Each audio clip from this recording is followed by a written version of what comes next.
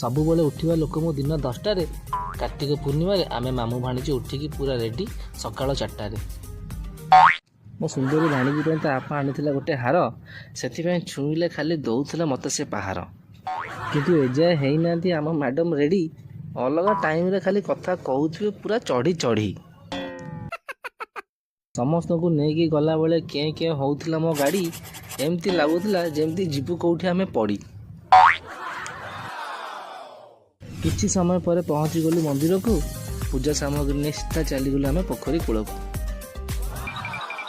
ଡଙ୍ଗା ଭସାଇବା ସମୟରେ ଡିଆସିଲି ଦେଇଥିଲା ଆମକୁ ଧୋକା, ଏହା ଦେଖି ମୋ ମୁଣ୍ଡ ହେଇଥିଲା ପୁରା ଆକା ବାକା। ଭାଣିଜୀ ସାଙ୍ଗେ ଡଙ୍ଗା ଭସାଇ ଜାଣିନଥିଲି ଏତେ ମଜା ଆସିବ ବୋଲି, କିନ୍ତୁ ବହୁତ ବଡ଼ ଦୁଃଖର କଥା, ବାଣଟି ଆଣିବାକୁ ଯାଇଥିଲୁ ଭୁଲି।